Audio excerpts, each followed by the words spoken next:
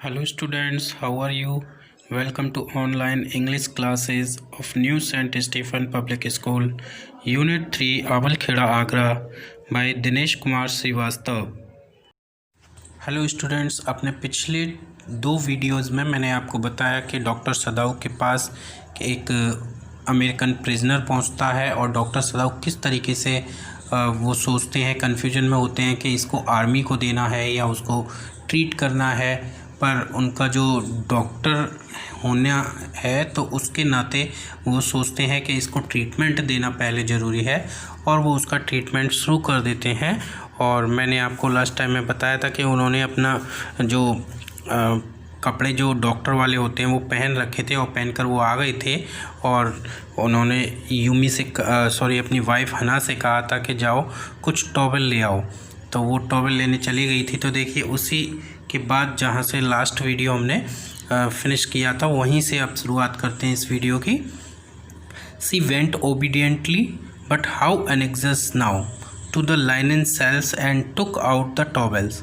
Means सबसे पहले पढ़ेंगे she went obediently to the linen shelves and took out the towels, यानी वह काफ़ी ओबीडियंटली मानी बड़ी आज्ञा का पालन करते हुए। तो वो आज्ञा को पालन करते हुए क्या हुआ, कपड़ों की जो अलमारी थी उसके पास गई, लाइनन की बनी हुई थी और उसमें से कुछ टॉवेल्स उसने निकाल लिए। बट हाउ एनेक्सस, लेकिन वो कितनी चिंतित थी अब जब उसने बोला टॉवेल्स लाने के लिए और ये देख कर के वो ठीक कर रहा है, उसका ट्रीटमेंट कर रहा है, तो वो काफ़ी चिंतित थी। There ought also to be old pieces of matting so that the blood would not ruin the fine floor covering.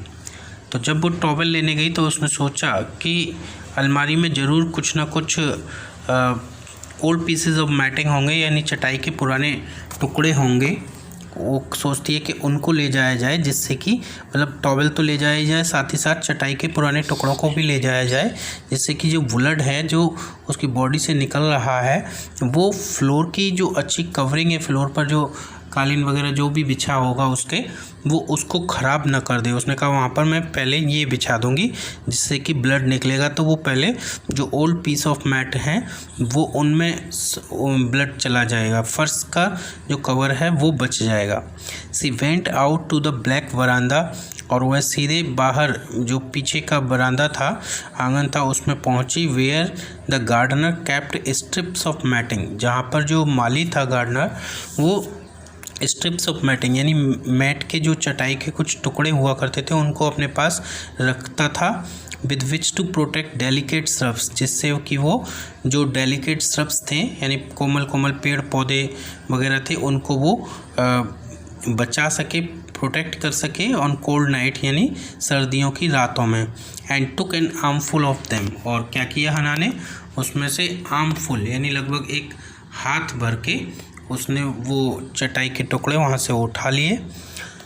But once he went back into the room, लेकिन जब वो वापस कमरे में पहुँची जहाँ पर डॉक्टर सदाऊ उस मरीज का ट्रीटमेंट कर रहा था, सी सो दिस वॉज यूजलेस, तो उसने देखा कि उसका ये सब करना यूजलेस हो गया। The blood had already soaked through the packing in the man's wound, जो ब्लड था वो पहले ही जो मैन की जो पैकिंग थी यानी उसके घाव जो भरने के लिए जो भी उसने लगाया था डॉक्टर सदाऊ ने, तो उसके घाव की पैकिंग में से यानी जो उसने उनको बंद कर दिया था उसमें से खुल करके ब्लड पहले ही बाहर आ चुका था। And had ruined the mat under him, और उसके नीचे जो मैट थी उसको वो पूरा ख़राब कर चुका था।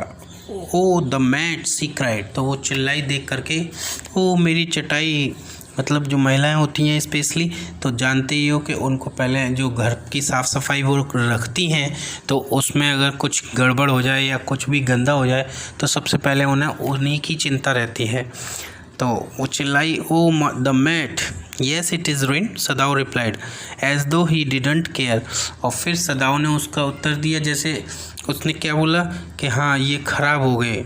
उसने कहा तुम्हारी चटाई ख़राब हो गई, और ऐसे उत्तर दिया कि मानो उसने परवाह ना की हो उसकी। और फिर वो बोला आगे कि help me to turn him, he commanded her, उसने उसको और आदेश दिया और क्या कहा कि मुझे मदद करो इसको टर्न करने में, इस प्रिजनर को। सी ओबेड हिम, और उसने उसकी आज्ञा का पालन किया, विदाउट अ वर्ड, एक शब्द कहे बिना।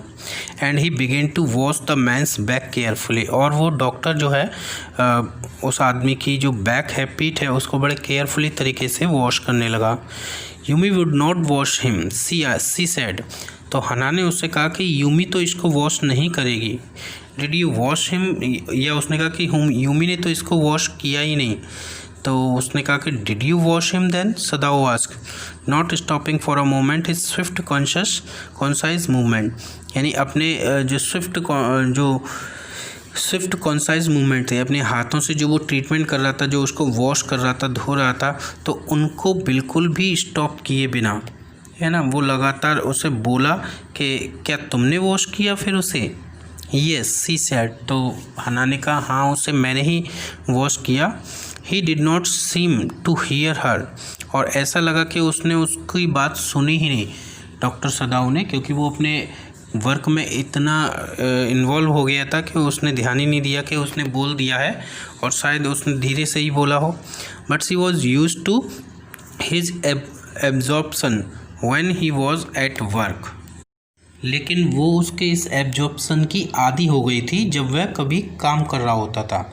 एब्जॉर्प्शन का मतलब होता है कंप्लीट अटेंशन, यानी जब वो काम करता था तो केवल अपने काम पर पूरा ध्यान देता था और बाकी चीज़ों पर ध्यान नहीं देता था। और हना जो है वो इस बात से काफ़ी कह सकते हैं कि वो इस बात की आदी हो गई थी, उसे मालूम था कि वो मेरी बात अब नहीं सुनेगा। सी वंडर्ड फॉर अ मोमेंट, उसने एक पल के लिए आश्चर्य किया, वो आश्चर्यचकित हुई कि if it mattered to him what was the body upon which he worked so long as it was for the work he did so excellently, कि तो उसको ये हुआ कि क्या उसको ये पता है, क्या ये बात उसके लिए इतना कोई अंतर रखती है, उसको इस बात से कोई अंतर पड़ता था कि जिस शरीर का वो इलाज कर रहा है, यानी वह शरीर जिस पर वह इतने समय से इतने एक्सीलेंट तरीके से काम कर रहा है, क्या वो उसके बारे में जानता है, क्या उसे इस बात का विचार था कि ये शरीर किसका है जिस पर वो इतने मेहनत से इतने अच्छे तरीके से काम कर रहा है। वो अपने मन में ये सोची। You will have to give the anaesthetic if he needs it, he said, तभी डॉक्टर सदाऊ ने कहा हना से कि अगर इसको ज़रूरत पड़ी तो तुम्हें इसे एनेस्थेटिक देना पड़ेगा। एनेस्थेटिक का मतलब होता है इंजेक्शन होता है एक, जो कि बेहोश करने वाला, एक इंसान को बेहोश करने वाला इंजेक्शन होता है। तो उसने कहा, इसे हिंदी में निश्चेतक कहते हैं, तो उसने कहा कि तुम्हें इसे निश्चेतक यानी कि एनेस्थेटिक देना होगा। तो हना ने कहा आई, सी रिपीटेड ब्लैंकली, उसने बड़ी ही धीमे से उत्तर दिया कि मैं, बट नेवर हैव आई, लेकिन मैंने तो कभी इंजेक्शन लगाया ही नहीं। मतलब उसने ये जो बेहोशी वाला जो इंजेक्शन है वो उसने नहीं लगाया है कभी। तो वो जैसे बेहोश करने वाला जो इंजेक्शन होता है बेहोशी का, वो जनरली ऑल डॉक्टर्स नहीं लगा सकते। हम सोचे कि डॉक्टर थी हना भी, फिर वो ऐसा क्यों नहीं कर सकती। तो हम ये जानते हैं बेहोश करने वाला जो इंजेक्शन होता है, अक्सर आपने देखा होगा कभी हॉस्पिटल में गए हों या कुछ भी हुआ हो, अगर किसी को बेहोश करने की ज़रूरत पड़ी हो तो उसके लिए अलग से डॉक्टर बुलाया जाता है। वो बेहोश करने वाला इंजेक्शन लगाने वाला डॉक्टर अलग से होता है। तो उसने कहा कि मैं कैसे कर पाऊँगी, मैंने तो कभी नहीं किया। It is easy enough, he said impatiently, तो डॉक्टर सदाऊ ने बड़ी ही अधीरता से, इम्पेशेंसली माने मतलब उसे धैर्य नहीं था, उसने कहा अरे ये बड़ा आसान है, तुम कर सकोगी। He was taking out the packing now, और अब वो क्या कर रहा था, जो उसकी पैकिंग थी, यानी जो उसने पहले काई वगैरह से पैक कर दिया था उसके घाव को, उसको वो हटा रहा था। And the blood began to flow more quickly, और अब क्या हुआ कि जो ब्लड था उसके घाव से और भी ज़्यादा तेज़ी से बहने लगा। ही पियर्ड इनटू द वुंड, उसने पियर्ड का मतलब झांक करके, यानी थोड़ा सिर झुका करके उसके घाव को देखा। विद ब्राइट सर्जन्स लाइट, किसके द्वारा, जो ब्राइट जो सर्जन्स लाइट होती है, फास्टेंड ऑन हिज फोरहेड, जो उसके माथे पर बंधी हुई थी। यानी जो डॉक्टर्स होते हैं वो अक्सर देखने के लिए जैसे माथे पर लाइट बांध लेते हैं, जैसे बहुत से जो माइनर्स होते हैं जो खदान में काम करने वाले, तो वो अंदर अपने सिर पे जो एक ऐसे बांध लेते हैं और वो उसमें लाइट लगी होती है। तो उसी लाइट से उसने देखा the bullet is still there, और उसने देख करके ये कहा कि जो गोली है बंदूक की वो अभी भी अंदर ही है। ही सैड विद कूल इंटरेस्ट, उसने बिल्कुल बहुत कम इंटरेस्ट लेते हुए ठंडे इंटरेस्ट से, रुचि से ये बात कही। Now I wonder how deep this rock wound is, फिर वो कहता है कि अब मैं आश्चर्य करता हूँ, यानी अब मुझे समझ में आया कि जो ये हाउ डीप, कितना गहरा है दिस रॉक वुंड इज़, यानी चट्टान की वजह से ये घाव, यानी चट्टान से टकरा कर, जैसे उसकी गोली लगी होगी लेकिन चट्टान से टकरा कर वो घाव कितना गहरा होता गया, गोली कितनी अंदर पहुंचती गई। If it is not too deep it may be that I can get the bullet, और अगर ये ज़्यादा गहरा घाव नहीं होगा तो ये आसान होगा कि मैं बुलेट को आसानी से निकाल सकता हूँ या निकाल लूँ। But the bleeding is not superficial, लेकिन जो ब्लीडिंग है वो सुपरफिशियल नहीं है। सुपरफिशियल का मतलब यहाँ पर किससे है, यानी ज़्यादा डीप नहीं है, ज़्यादा गहराई में नहीं है, यानी यहाँ कहें कि ब्लीडिंग ज़्यादा हो रही है और बहुत सुपरफिशियल नहीं है वो। He has lost much blood, और उसने काफ़ी अपना खून बहा दिया है। एट दिस मोमेंट हना चोक्ड, और इस मोमेंट पर जब उसने ये देखा कि कितना उसका ब्लड बह रहा है, उसका जो घाव था वो खुल गया था, तो एक तरह से वो उसको ऑपरेट कर रहा था, उसका ऑपरेशन कर रहा था, तो हना ये सब देख करके क्या हुआ कि वो एकदम चकरा गई, या कहें कि उसका दम घुटने लगा। He looked up and saw her face the colour of sulphur, तो जो डॉक्टर है सदाऊ, उसने ऊपर की ओर देखा और देखता है कि उसका जो चेहरा है वो बिल्कुल सल्फ़र के कलर जैसा हो गया है, यानी सल्फ़र क्या होता है, गंधक जो पीला होता है। तो उसको पता चल गया कि इसकी जो है हालत ख़राब होने वाली है, इसको देख करके ट्रीटमेंट को। तो बोला डोंट फेंट, ही सैड शार्पली, उसने बड़ी शार्पली कहा, तेज़ी से, या उसको डांटते हुए कहा कि मुँह बेहोश मत हो जाना। ही did not put down his exploring instrument, और उसकी ऐसी कंडीशन को देख करके भी उसने अपने जो एक्सप्लोरिंग इंस्ट्रूमेंट्स थे, यानी जिनसे वो अपना ऑपरेशन कर रहा था, उनको नहीं छोड़ा उसने। इफ़ आई स्टॉप ना, और वो क्या बोला कि अगर मैं अब रुक गया the man will surely die, यानी वो ये कह रहा है कि मैं उस कंडीशन में पहुंच गया हूं कि अगर इसको ट्रीटमेंट मैंने नहीं किया, अब मैं यहाँ रुक गया तो वो आदमी निश्चित रूप से मर जाएगा। She clapped her hands to her mouth and leaped up, और हना ने क्या किया, अपने दोनों हाथों से अपने मुंह को क्लैप कर लिया, यानी ऐसे एकदम ज्वाइन करते हुए ताली बजाने के लिए, और हम चेहरे पर जो हाथ रख लेते हैं, और उसने ऐसे हाथ रखा और वो कूदी, वहाँ से कूद करके एकदम ran out of the room, बाहर कमरे से निकल गई। Outside in the garden he heard her reaching, और घर के बाहर गार्डन में उसने, डॉक्टर सदाऊ ने उसे सुना कि वो रैचिंग कर रही थी, मतलब उबकी ले रही थी। उबकी लेना मतलब जब हमें वोमिटिंग सी आ रही है और हम बार बार करने की कोशिश कर रहे हैं वोमिटिंग, यानी उल्टियाँ करने की कोशिश कर रहे हैं, तो उसको उबकी लेना कहते हैं। तो उसे ऐसे उसको देख करके उल्टियाँ आने लगी थी। But he went on with his work, लेकिन उसने उस बात पर ध्यान नहीं दिया और वो अपने काम में लगा रहा। It will be better for her to empty her stomach, he thought, और उसने सोचा कि ये उसके लिए अच्छा होगा कि वो अपना स्टमक एम्प्टी कर ले, यानी कि थोड़ा फ्रेश हो ले, जिससे कि वो या फिर वोमिटिंग उसको हो जाए। तो वोमिटिंग हो जाती है तो क्या होता है, थोड़ा सा रिलीफ मिलता है। He had forgotten that of course she had never seen an operation, वह शायद भूल गया था कि उसने, जो हना है, उसने कभी भी ऑपरेशन नहीं देखा था, उसने ऑपरेशन नहीं किया होगा कभी। कई डॉक्टर होते हैं जो केवल सर्जरी नहीं करते हैं, दूसरे तरीके से वो ट्रीटमेंट करते हैं। But a distress and his inability to go to her at once made him impatient and irritable with this man who lay like dead under his knife। लेकिन उसकी डिस्ट्रेस ने, यानी हना की परेशानी ने, और उसकी खुद की इनेबिलिटी ने की, यानी वो इनेबिलिटी में था, यानी वो जा नहीं सकता था, ऐसी कंडीशन में था अपनी वाइफ के पास, उसकी वाइफ वोमिटिंग कर रही है, इतनी परेशान है, और वो उसके पास जा नहीं सकता था तुरंत ही, और इस बात ने उसको इतना इम्पेशेंस और इरिटेबल बना दिया उस व्यक्ति के प्रति, उस आदमी के प्रति जो उसके चाकू के नीचे मृत सा पड़ा हुआ था, यानी उस पर उसको चिड़चिड़ाहट आने लगी उस आदमी पर कि ये इस आदमी की वजह से मैं अपनी वाइफ के पास नहीं जा रहा हूँ जो परेशान है। दिस मैन ही थॉट, उसने सोचा ये आदमी, there is no reason under heaven why he should live, है ना, इस संसार में, under this heaven, under heaven का मतलब इस संसार में, इस दुनिया में, देयर इज़ नो रीजन, ऐसा कोई कारण नहीं है कि इसे जीवित रखा जाए, यानी इतनी बुरी कंडीशन में मैं इसका इलाज क्यों करूं। लेकिन फिर भी वो सोच रहा है कि मैं इसका इलाज कर रहा हूँ और मेरी वाइफ वहाँ परेशान है, मैं उसके पास नहीं जा पा रहा हूँ और इसका मैं इलाज कर रहा हूँ। Unconsciously this thought made him ruthless and he proceeds swiftly। तो अनकॉन्शियसली माने जैसे जिसके बारे में जैसे पता ही ना हो, मानो उसने छोड़ दिया हो इस चीज़ के बारे में सोचना, तो इस विचार ने उसको बिल्कुल रूथलेस कर दिया, यानी मर्सीलेस कर दिया।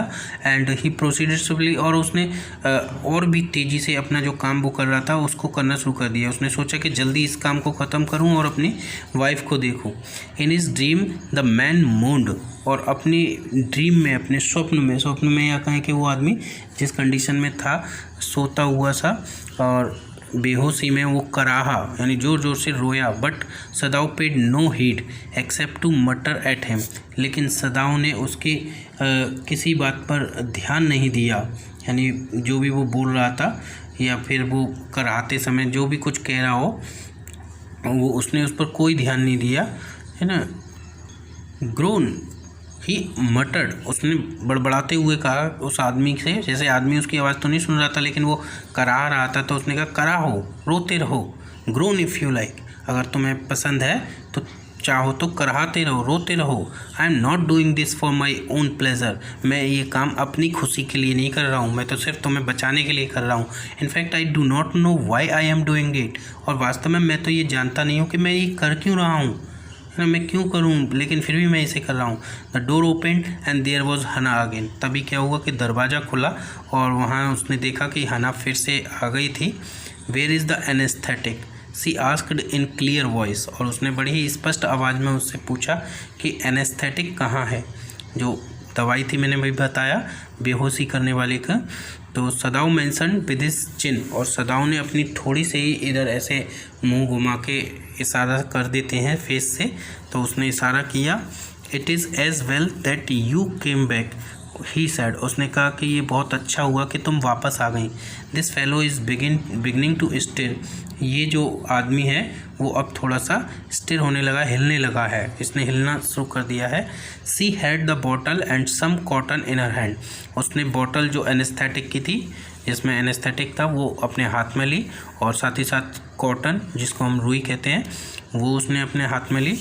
But how shall I do it, she asked, लेकिन उसने पूछा कि लेकिन मैं ये करूँगी कैसे, तो उसने बोला simply saturate the cotton and hold it near his nostrils, तो उसने बोला सिंपली, साधारण है, बहुत आसान है, क्या करना है तुम्हें, सैचुरेट द कॉटन, यानी जो कॉटन है उसको इस एनेस्थेटिक से, यानी जो दवाई है बेहोश करने वाली, उससे इसको भिगो लो, and hold it near his nostrils, और उसको उसकी नॉस्ट्रिल्स के पास यानी उसकी नाक के पास में ले आओ। शायद वो उस समय इंजेक्शन नहीं था ये एनेस्थेटिक, केवल दवा थी बेहोश करने वाली, जिसे हम कॉटन में या किसी रूमाल में डाल के और उसको मुंह के पास ले आते हैं।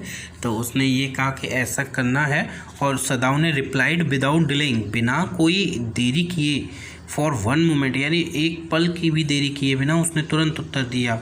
जब उसने पूछा ना कि मैं इसे कैसे करूं, the intricate detail of his work, उसने अपने काम की जो इंट्रिकेट डिटेल थी, यानी जो जटिल, जो एक तरह का ब्यौरा था, जो डिटेल थी, है ना, उसको बताते हुए, when he breathes badly move it away a little, और साथ ही साथ उसने कहा कि जब वो थोड़ा बहुत सांस ले, यानी बैडली ही ब्रीथ्स बैडली मैंने तेज़ी से थोड़ा थोड़ा सांस ले, move it away a little, तो इसको थोड़ा सा उसकी नाक से हटा लेना।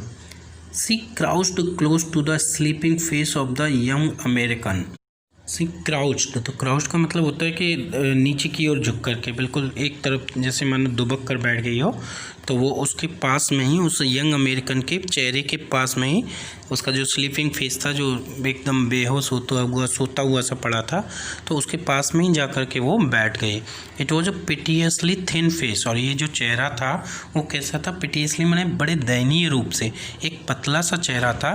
सी थॉट, उसने सोचा, and the lips were twisted, और उसके जो होंठ थे वो थोड़े से ट्विस्ट हुए, मुड़े। The man was suffering, weather he knew it और नॉट। उसने सोचा कि जो आदमी है वो सफ़र कर रहा था, यानी कष्ट झेल रहा था, चाहे उसे इस बात का पता हो या ना हो। वॉचिंग हिम सी वंडर्ड, और उसको देख करके वो आश्चर्य करने लगी या सोचने लगी, if the stories they heard sometimes of the suffering of prisoners were true, कि क्या जो कहानियाँ वो अक्सर सुनती है जो कैदी हैं उनके कष्टों की, क्या वो सत्य होती हैं। They came like flickers of rumour, या वो एक अफवाह के रूप में वहाँ तक पहुँचती हैं, यानी एकदम अफवाह जैसे होती है उसके रूप में वो टिमटिमाती हैं।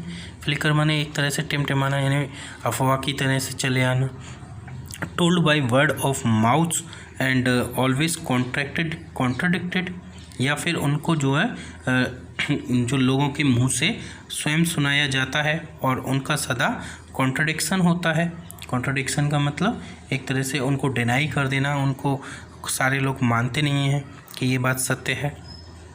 In the newspaper the reports were always that, जो समाचार पत्र होते हैं, न्यूज़पेपर्स होते हैं, उनमें जो खबर होती है वो हमेशा ये होती हैं that wherever the Japanese armies went, कि जहाँ कहीं भी जो जैपनीज़ आर्मी है वो गई, the people receive them gladly, लोगों ने बड़े ही प्रसन्नता से उनका स्वागत किया। With cries of Joy eight there liberation, और बड़ी खुशी से चिल्लाते हुए अपनी आज़ादी पर। बट समटाइम्स ही रिमेंबर्ड, लेकिन कभी कभी वो याद करती है such men at General Takima जैसे लोगों को भी उसने याद किया, who at home beat his wife cruelly, जो अपने घर पर अपनी पत्नी को बड़ी ही निर्ममता से, क्रूअली से माने बड़ी ही निर्दयता से या निर्ममता से पीटते हैं। दो नो वन मैंसनड इट, यद्यपि किसी ने इस बात को मेंशन नहीं किया। Now that he had fought so victorious a battle in Manchuria, क्योंकि किसी ने इस बात को मेंशन क्यों नहीं किया, क्योंकि उसने मंचूरिया में एक जो बैटल है वो बड़े ही विक्टोरियस तरीके से लड़ा, यानी उस युद्ध को लड़ा, बैटल को, और उसमें विजय प्राप्त की। If a man like that could be so cruel, यदि एक ऐसा आदमी, इसने बड़े विजेता जैसा आदमी, जनरल टाकिमा जिसने युद्ध में विजय प्राप्त की, ऐसा आदमी इतना क्रूअल हो सकता है कि वो अपनी पावर का इस्तेमाल अपनी पत्नी पर करे उसको पीटने के लिए। Would he not be cruel on to one like this for instance, तो उसने सोचा कि क्या वो इस व्यक्ति के लिए, यानी जिसको वो ट्रीट कर रहा था, तो वो उदाहरण देती है कि उदाहरण के लिए मैं कहती हूँ कि क्या ये जो डॉक्टर है यानी उसका जो हस्बैंड है वो इस आदमी के प्रति क्रूर नहीं हो सकता या क्रूअल नहीं हो सकता।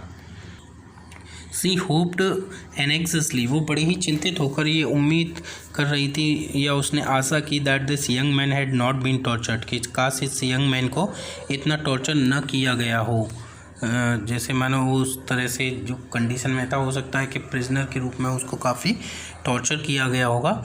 It was at this moment that she observe deep red scars on his neck, और ठीक उसी समय उसने क्या ऑब्जर्व किया, उसने देखा कि उसकी गर्दन पर जस्ट अंडर द ईयर, कान के ठीक नीचे की तरफ उसके गर्दन पर क्या था, एक गहरा लाल स्कार्स माने घाव था। Those scars she murmured lifting her eyes to Sadao, उसने अपनी आँखों को सदाओ की तरफ उठाते हुए यानी सदाओ की तरफ देखते हुए उसने मरमर करते हुए यानी बड़बड़ाते हुए कहा, ये घाव तो देखो। But he did not answer, लेकिन उसने उसकी बात का उत्तर नहीं दिया। Eight this moment he felt the tip of his instrument strike against something hard, और उसी पल जो डॉक्टर सदाओ है उसने महसूस किया कि टिप ऑफ हिज इंस्ट्रूमेंट यानी उसके इंस्ट्रूमेंट की जो टिप थी यानी उसका आगे का हिस्सा था वो क्या हुआ, स्ट्राइक अगेंस्ट समथिंग हार्ड, किसी कठोर चीज़ से टकराया। यानी वो अपने जो इंस्ट्रूमेंट से उसके घाव को ट्रीट कर रहा था, तो उसी समय उसका वो एक्चुअली वो जो गोली उसके अंदर जो बुलेट फंसी हुई थी उसको ढूंढने की कोशिश कर रहा था, तो अचानक ही उसकी जो इंस्ट्रूमेंट था किसी कठोर चीज़ से टकराया। डेंजरसली नियर द किडनी, और बड़ी ही खतरनाक तरीके से जो उसकी किडनी थी उसके पास में ऐसा हुआ। ऑल थॉट लेफ्ट हिम, और सारे विचार जो थे उसके वो एकदम गायब हो गए। He felt only the purest pleasure, और वो केवल जो प्योरेस्ट प्लेजर था यानी बड़े ही आनंद था वो उसको महसूस करने लगा। ही प्रॉप्ड विद हिज फिंगर्स, उसने अपनी उंगलियों को तेज़ी से चलाना शुरू किया। डेलिकेटली, लेकिन बड़ी ही कोमलता से। Familiar with every atom of this human body, जैसे मानो उस ह्यूमन बॉडी के एक एक एटम से, एक एक अणु से वो काफ़ी परिचित हो। जैसे वो उस आदमी को जानता नहीं था, लेकिन फिर भी मानो कि उस आदमी को कितना जानता हो, उसके हर एक पार्ट्स को जानता हो बॉडी के। तो वो उसका, जैसे उसका वो बहुत पुराना पेशेंट रहा हो, तो उसको वो और भी तेज़ी से अपनी उंगलियों से काम करने लगा। His old American professor of anatomy had seen to that knowledge. उसका एक ओल्ड अमेरिकन प्रोफेसर था एनाटॉमी का। एनाटॉमी क्या होता है, जिसको हम साइंस ऑफ बॉडी स्ट्रक्चर कहते हैं। शरीर संरचना का, शरीर की जो रचना होती है उसके बारे में जो लोग अध्ययन करते हैं उनको एनाटॉमी, उस साइंस की उस ब्रांच को एनाटॉमी कहते हैं। तो उसके प्रोफेसर थे एक old American professor, had seen to that knowledge, उनको ये नॉलेज थी इस बारे में। Ignorance of the human body is the surgeon's cardinal sin sirs. तो जो प्रोफेसर था वो अक्सर कहा करता था कि ignorance of the human body, कि मानव शरीर से अनभिज्ञता, इग्नोरेंस का मतलब जिसके बारे में उसे जानना ना हो, इज़ द सर्जन्स कार्डिनल सिन, जो एक सर्जन है उसका एक मुख्य पाप होता है।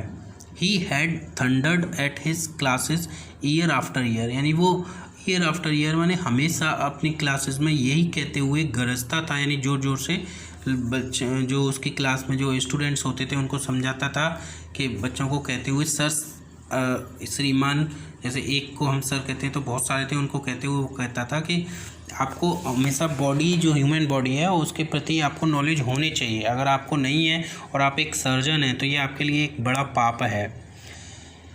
To operate without as complete knowledge of the body as if you had made it anything less than this, that is murder.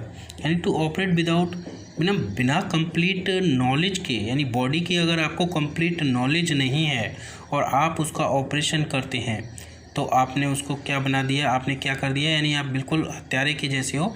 Anything less than this murder, तो ये जो आपका उसको ट्रीटमेंट करने का जो तरीका होगा तो क्या होगा, ये हत्या करने से कम नहीं होगा, उसने ऐसा कहा। It is not quite at the kidney my friend, वो बोला सदाव मरमट, सदाव बड़बड़ाते हुए बोला कि माय फ्रेंड, ये kidney, it is not quite at the kidney, यानी ये जो है वो गुर्दे के साथ ऐसी बात नहीं है, जो किडनी है तुम्हारी उसके लिए ऐसी बात नहीं है।